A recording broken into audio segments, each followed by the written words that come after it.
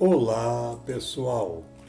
Meu nome é Mário Frigeri, sou poeta e escritor e estou convidando vocês para os meus momentos de poesia no YouTube e Facebook. Serão mais de 600 poemas e mensagens, meus e de outros poetas, interpretados com muito carinho para iluminar o seu coração.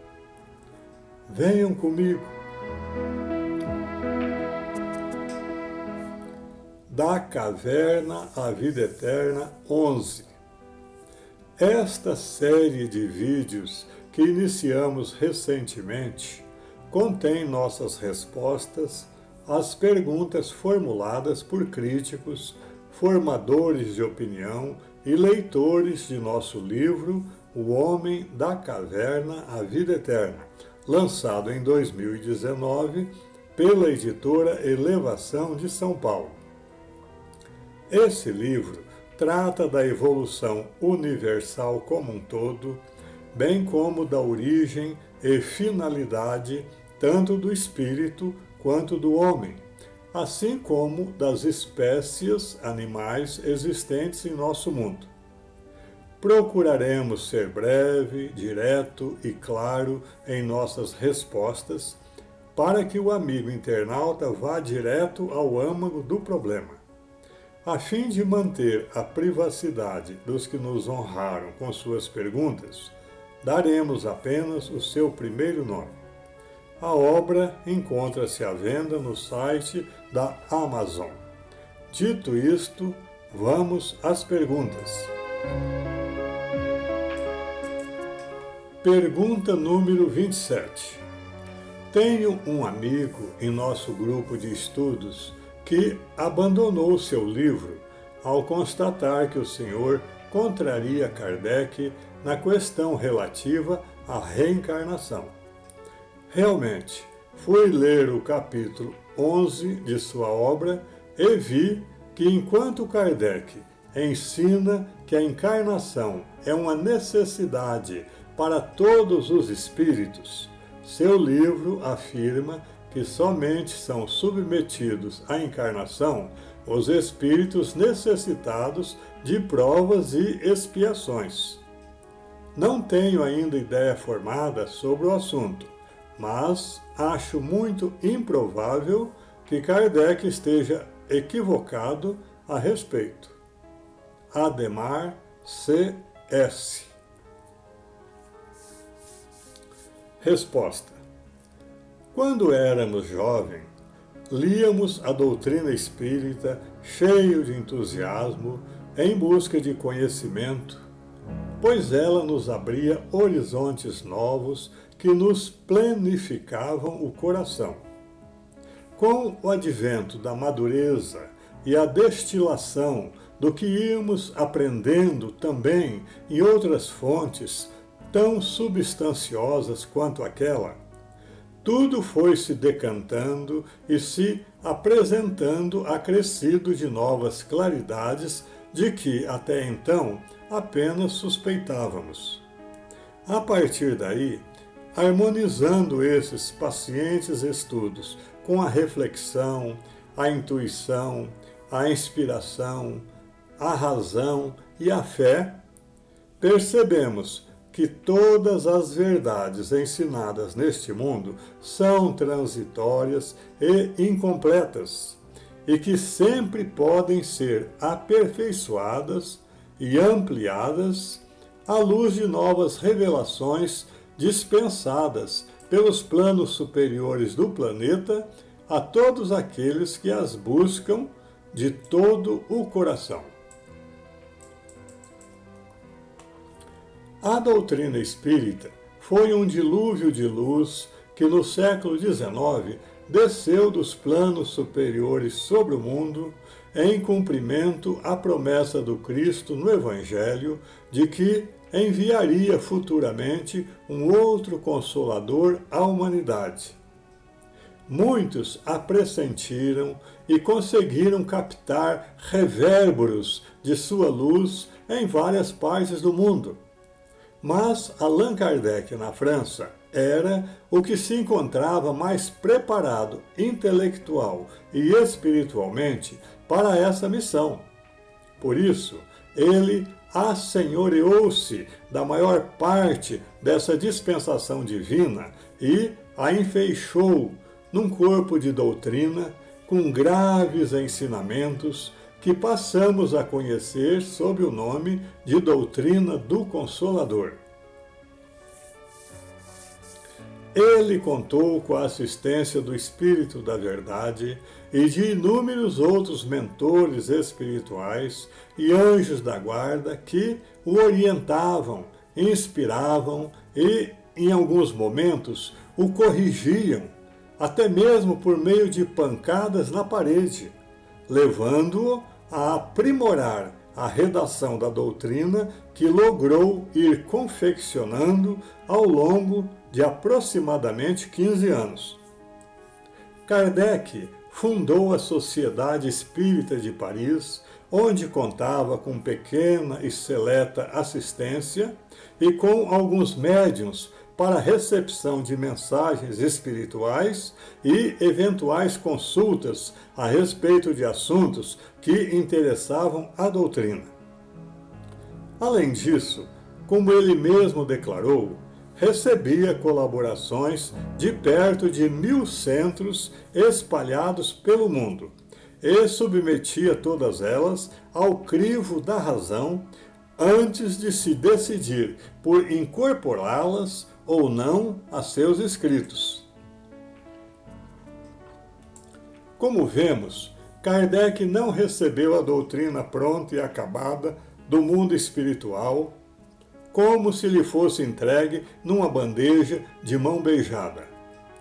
Os ditados desciam das esferas invisíveis de maneira fragmentária, confusa e até mesmo contraditória, cabendo a ele separar o joio do trigo, o crível do incrível, porque essas fontes nem sempre eram superiores.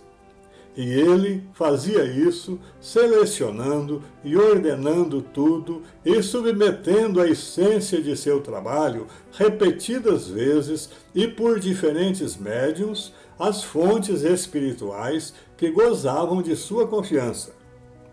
Essas fontes orientavam, corrigiam, aconselhavam, mas nunca impunham sua vontade nem dirigiam Kardec com mão de ferro. Ele era livre para aceitar ou não, adotar ou não tais orientações.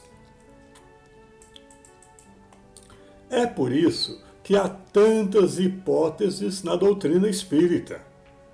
Quando Kardec balançava entre duas ideias, sem saber qual a mais correta e digna de ser adotada, apresentava ambas em sua obra e deixava a critério do futuro a adoção da que viesse a prevalecer. A isso ele chamava de critério universal, ou seja, uma espécie de foro de debates que abrangia terra e céus, englobando tanto as entidades comunicantes quanto os profitentes sérios da doutrina, que certamente se debruçariam sobre esses temas no porvir. E outras vezes ele registrava uma das ideias como a que, em sua opinião, era a correta, mas, por uma questão de honestidade profissional e doutrinária, não deixava também de registrar a outra, como contraponto, pois sempre pairava no ar uma espécie de dúvida sutil a respeito da decisão tomada. Foi isso que aconteceu com a lei da reencarnação. Tudo vinha correndo relativamente tranquilo na elaboração da doutrina, quando as entidades superiores lhe apresentaram essa lei. A ideia era nova para Kardec e foi recebida com prevenção, ocasionando-lhe uma espécie de choque intelectual. A princípio, ele não a aceitou e até batalhou contra ela, mas foi vencido e convencido pela argumentação cerrada que os espíritos lhe apresentaram. E por que as entidades superiores se esforçaram tanto para dobrar Kardec a respeito dessa momentosa questão? Porque a reencarnação viria a ser um dos pilares fundamentais da doutrina do Consolador. Sem essa viga mestra, a doutrina não se sustentaria nos séculos futuros. Mas vamos ouvir o próprio Kardec. Os grifos são nossos. Sobre este ponto, a reencarnação, a doutrina dos espíritos nos surpreendeu. Diremos mais, ela nos contrariou, porque derrubou as nossas próprias ideias. Como se vê, estava longe de ser um reflexo destas. E não é tudo. Nós não cedemos ao primeiro choque. Combatemos, defendemos a nossa opinião, levantamos objeções e só nos rendemos ante a evidência e quando notamos a insuficiência de nossos sistemas para resolver todas as questões levantadas por esta matéria. Aí está. A revelação era nova para Kardec e ele teve de retrabalhar completamente suas ideias para trilhar esse caminho desconhecido, cheio de percalços e nuances que até ele tinha dificuldades para entender.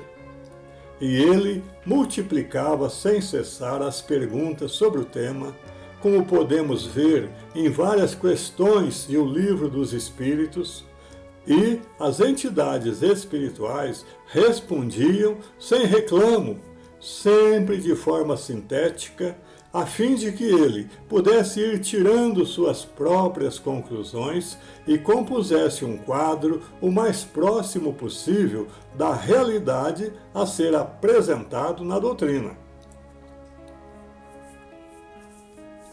Desse diálogo esclarecedor com as entidades espirituais a respeito da lei da reencarnação, Kardec entendeu que o objetivo da encarnação é fazer os espíritos chegarem à perfeição. Mas, para alcançarem essa perfeição, todos têm de sofrer as tribulações da existência corporal. E vivendo essa vida corporal, eles cumprem também a sua parte na obra da criação.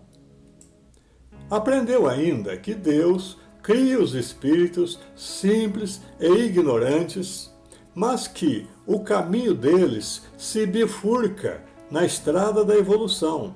Por quê? Utilizando-se de seu livre-arbítrio inviolável, enquanto uns seguem o caminho do bem, outros seguem o caminho do mal.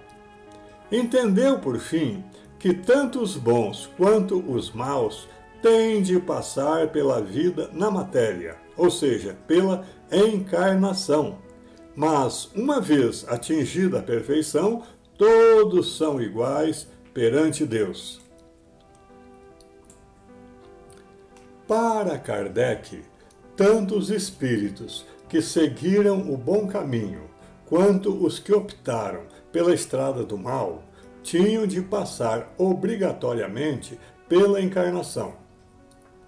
A realidade, porém, contida na doutrina e que transcendia essa primeira impressão, era a de que somente os maus teriam de descer à carne em múltiplas romagens expiatórias, ao passo que os bons nada tinham a fazer aqui, visto que não havia neles nenhum resgate a ser realizado. Esse desdobramento doutrinário, que Kardec apenas anteviu, foi exposto de forma concludente e definitiva por João Batista Rustem, seu companheiro de lides espíritas encarregado de organizar o trabalho da fé, segundo Humberto de Campos, no livro Brasil, Coração do Mundo, Pátria do Evangelho. Rustem era contemporâneo de Kardec e apresentou em sua obra mediúnica, intitulada Os Quatro Evangelhos, outras revelações ainda mais elevadas que essa acerca da reencarnação, abrindo um caminho novo a respeito dos desdobramentos da doutrina do Consolador em sua marcha permanente e progressiva pelo futuro. Ismael Gomes Braga, conhecido e respeitado dicionarista, esperantista e espírita brasileiro, em seu livro Elos Doutrinários, publicado pela FEB, afirma que a obra de Rustem é um curso superior de espiritismo no qual se estabelece todos os pormenores da vida e da evolução dos seres.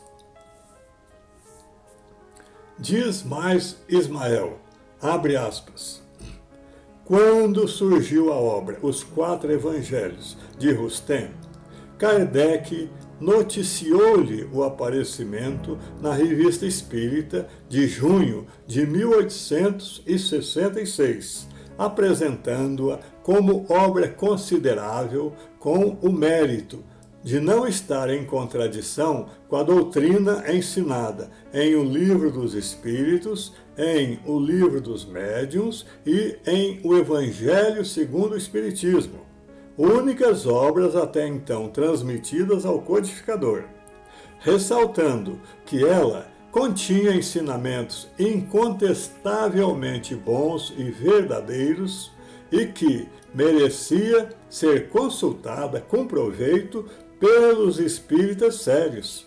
Fecha as aspas.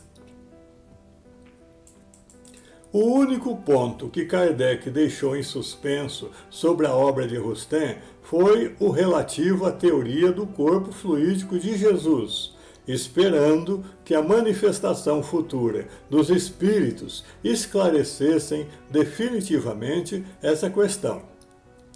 Rustem foi assistido por uma pleiade de espíritos de luz, constituída por Moisés e pelos 12 apóstolos do Cristo. A revelação que ele recebeu a respeito de ser a reencarnação somente necessidade para os espíritos que faliram, estando os que não faliram isentos dela, encontra eco em Kardec quando este deixou escrito o seguinte: a doutrina da reencarnação, isto é, a que consiste em admitir para o homem muitas existências sucessivas, é a única que corresponde à ideia que fazemos da justiça de Deus, com respeito aos homens de formação moral inferior. A única que pode explicar o futuro e firmar as nossas esperanças, pois nos oferece os meios de resgatarmos os nossos erros mediante novas provações.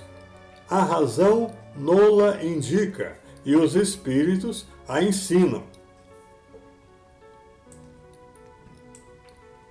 Ao dizer que a doutrina da reencarnação é a única que corresponde à justiça de Deus com respeito aos homens de formação moral inferior, pois lhes faculta os meios de ressarcirem seus débitos, Kardec exclui, logicamente, da reencarnação os de formação moral superior, isto é, aqueles que se mantiveram íntegros e vigilantes em sua trajetória evolutiva e, por isso, não necessitam de reabilitação.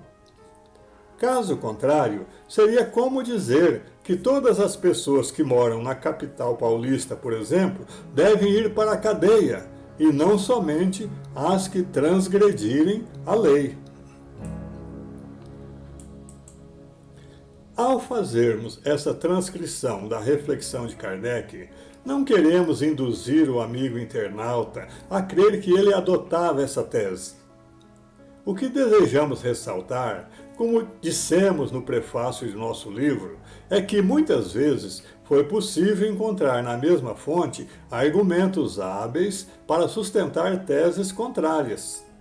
Kardec, no geral, adotava entendimento diferente, mas com a honestidade profissional que o norteou na elaboração da doutrina, sempre que se encontrava em face de dois argumentos ponderáveis e de aparência conflitante, ele os apresentava e deixava ao porvir a responsabilidade pela definição de qual deles deveria prosperar. A materialização ou encarnação é uma necessidade para o princípio espiritual enquanto ele transita de forma automática e compulsória pelos reinos inferiores da natureza, que são os reinos mineral, vegetal e animal, porque aí ele avança pelo impulso das circunstâncias e o contato com a matéria é necessário ao despertar e desabrochar de sua consciência latente. Mas a encarnação física não é uma necessidade quando desabrocha no ser o dom do livre-arbítrio, ocasião em que ele é submetido a uma encarnação fluídica, isto é, ele é revestido de seu perispírito e reinicia a evolução no plano espiritual condizente com seu novo corpo, que é formado de fluidos e magnetismo. É aí, então, que a vontade do ser atua e o seu roteiro se bifurca, ou seja, se divide em dois caminhos da marcha evolutiva, o caminho do bem e o caminho do mal. Se ele escolher o caminho do bem e perseverar nele, encarnar para quê? Ele não tem nada a resgatar. Quando o espírito consciente recomeça a sua trajetória pelas veredas fluídicas, ele está caminhando pelo reino da espiritualidade, podendo escolher livremente entre tomar o caminho do bem ou do mal. Ele não poderia fazer isso aqui na Terra, em suas primeiras encarnações, porque quando Jesus veio ao mundo terrestre há 2000 anos, verificou pessoalmente o que é o Pantanal da vida humana e deixou de forma realista esta constatação decisiva e até mesmo chocante: meu reino não é deste mundo. Se este mundo não faz parte do reino de Jesus, é porque faz parte do reino do mal, isto é, de Satanás, que é o seu opositor simbólico. Colocar, portanto, um espírito simples e inocente em seus primeiros passos espirituais, nesse reino que ainda não é de Jesus, é o mesmo que colocar uma pessoa inocente entre presidiários ou atirar um cordeiro ao meio de lobos famintos. Deus, que é misericordioso, não faria isso. Mas, se quando ele vier para cá já tiver feito uma boa caminhada lá em cima, adquirido valores e paixões, e usando mal essas paixões, caído por suas próprias mãos, então já tem alguma experiência para descer a carne e, quem sabe, se defender um pouco melhor de seus conterrâneos que estiverem exilados por aqui, os quais serão de sua mesma laia. As paixões, como vemos na questão 191A de O Livro dos Espíritos, são um sinal de desenvolvimento, mas não de perfeição. Estas são questões que merecem a nossa mais acurada reflexão, e quando meditamos em busca da verdade, não estamos desprestigiando os nossos mestres e mentores prediletos, encarnados ou desencarnados, que adotaram reflexões diferentes das nossas, mas iluminando questões que interessam a libertação mental e a evolução da humanidade. Nossa obra é um hino de reconhecimento e exaltação a todos os mestres citados em seu bojo, os quais contribuíram poderosamente para o estabelecimento e a compreensão da verdade neste mundo. Mas, com exceção do Cristo, como já tivemos ocasião de dizer, nenhum deles pode ser considerado infalível naquilo que ensinou. O que está em jogo aqui não é a personalidade humana ou espiritual, sempre respeitável e frequentemente sujeita a equívocos, mas a libertação moral e espiritual do ser humano. A encarnação, portanto, é uma necessidade para o espírito que faliu, ou seja, optou pelo caminho do mal, porque se transforma num processo de disciplinamento com a finalidade de renová-lo e retorná-lo íntegro ao ponto em que ocorreu a sua decaída, a fim de que ele dê prosseguimento à sua marcha evolutiva.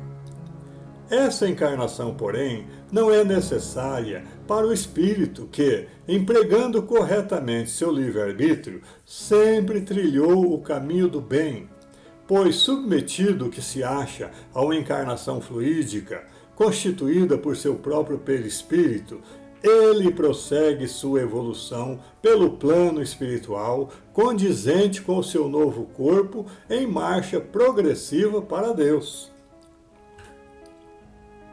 Este vídeo apresenta apenas, em voo de pássaro, uma breve panorâmica sobre esse extraordinário tema. Se o amigo internauta se interessa por ele, leia o capítulo 11 de nosso livro, onde se encontra uma substanciosa argumentação entretecida pelos luminosos ensinamentos de Kardec e Rustem. Esses dois notáveis missionários, que, segundo a definição de Alziro Zarur, devem ser considerados em conjunto os fundadores do Espiritismo. Enquanto meditamos sobre esses altos conceitos, vale a pena refletir mais uma vez nestas palavras de Kardec, embora empregadas em outro contexto, mas perfeitamente válidas para as explanações constantes deste vídeo. Muitas vezes o homem se queixa de não compreender certas coisas e, no entanto, é curioso ver-se como multiplica as dificuldades quando tem ao seu alcance uma explicação muito simples e natural.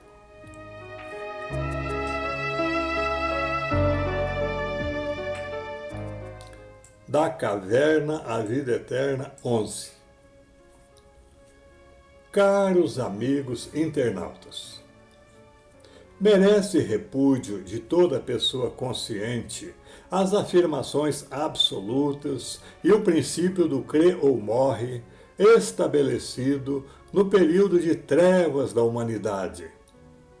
Como lemos na introdução do livro A Gênese de Allan Kardec, até o codificador, que foi um dos pensadores mais afiados e lógicos do século XIX e a maior referência em espiritismo, deixava a critério do leitor o julgamento de algumas teses e argumentos que apresentou em seus livros, sem considerá-los definitivos até comprovação posterior.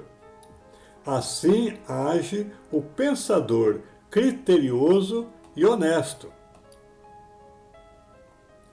Os livros consagrados da ciência, das filosofias e das religiões devem ser repensados a todo tempo, para não se tornarem túmulos da sabedoria e da revelação. Quem se considera discípulo de um grande mestre não deve satisfazer-se com a repetição literal de suas ideias. Todo mestre digno desse nome lança seus pensamentos no mundo e orgulha-se de vê-los compreendidos e retrabalhados por seus continuadores. Ele sabe que essa percepção de que tudo é aperfeiçoável através das eras demonstra grandeza de alma e desapego de uma verdade relativa de que não é dono, mas apenas seu eventual revelador. O verdadeiro mestre trabalha para se tornar supérfluo e faz mestres e não discípulos. É o que diz Jesus em João 14:12, quando afirma que seus seguidores poderiam realizar obras maiores do que as que ele fez. Diante disso, estaríamos enterrando o talento que Deus nos confiou se não tornássemos públicas estas reflexões auridas, impacientes e profundas pesquisas e meditações, principalmente agora que já atingimos a maturidade em nossa atual existência. Nosso trabalho é no sentido de aglutinar conhecimentos superiores, visando expandir infinitamente as nossas mentes e iluminar os nossos corações. Não estamos falando somente a espíritas. O que esperamos, sinceramente, é que pessoas de inteligência espiritual pertençam a que correntes de pensamento pertencerem, estudem nossas obras e, caso não concordem conosco, nos oponham argumentos sérios e fundamentados com o mesmo respeito com que nós os expomos, para que a verdade cósmica que tanto buscamos venha à tona e possa beneficiar a toda a humanidade.